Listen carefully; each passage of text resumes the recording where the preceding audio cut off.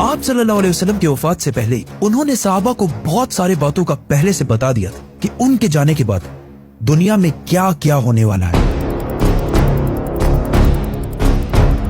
एक दिन हजरत उमर रज़ी अल्लाह तआला अन्हु बाकी सहाबा के साथ आप सल्लल्लाहु अलैहि वसल्लम के पास मस्जिद नबवी में बैठे हुए थे कि अचानक एक बहुत ही रोबदार और हैंडसम आदमी मस्जिद में दाखिल हुआ। उनके कपड़े एक्सट्रीमली व्हाइट और बाल बिल्कुल ब्लैक थे। उस दिन से पहले उन्हें मदीना में किसी ने भी नहीं देखा, मतलब वो मदीना के रहने वाले नहीं थे और उनके कपड़ों और बालों से बिल्कुल ऐसा नहीं लग रहा था कि वो कहीं दूर से ट्रेवल करके मदीना आए।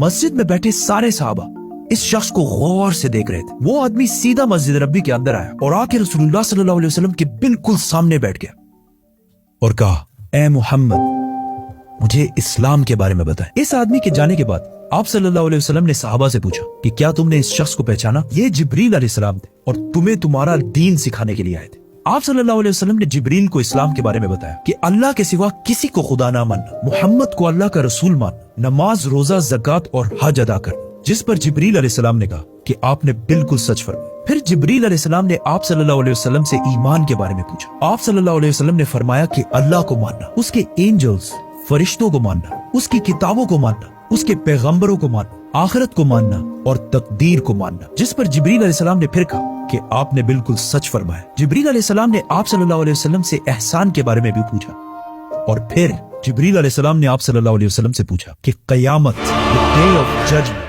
कब आएगी? जिस पर आप सल्लल्लाहु अलैहि वसल्लम ने कहा कि जितना आपको पता है सिर्फ उतना ही मुझे पता है, मतलब क़यामत के दिन का अल्लाह के सिवा किसी को भी नहीं पता। जिब्रील अलैहिस्सलाम ने यह सुनने के बाद फरमाया कि मुझे उस दिन के बारे में कुछ निशानियां बताएं। अब तक इस डिस्कशन में जितनी भी बातें हुई उन सबको आप सल्लल्लाहु अलैहि वसल्लम पहले भी एक्सप्लेन कर चुके, क्योंकि ये वाकया आप सल्लल्लाहु अलैहि वसल्लम की वफात से कुछ ही अरसे पहले हुआ था, जब ऑलमोस्ट सारा कुरान नाजिल हो चुका था। लेकिन इसके बाद जो आप सल्लल्लाहु अलैहि वसल्लम ने कयामत की निशानियां बताई वो इससे पहले किसी को भी पता नहीं थी और इन निशानियों का ताल्लुक सहाबा से ज्यादा हमसे है, क्योंकि जो निशानियां आप सल्लल्लाहु अलैहि वसल्लम ने बताई वो सहाबा ने अपनी जिंदगी में पूरे होते नहीं देखी, बल्कि वो निशानियां आज हम देख रहे हैं। Which means जिब्रील अलैहिस्सलाम सिर्फ सहाबा को नहीं बल्कि आज के मुसलमानों को भी कयामत की बहुत इंपॉर्टेंट निशानियां सिखाना चाहते थे। आप सल्लल्लाहु अलैहि वसल्लम ने जिब्रील अलैहिस्सलाम को जवाब दिया कि जब एक लौंडी अपने मालकन को जन्म देगी, जिसको बहुत सारे स्कॉलर्स समझते हैं कि जब औलाद अपने वालिदैन को गुलाम समझेगी, और जब ये नंगे पैर गरीब शेफर्ड्स, चरवाहे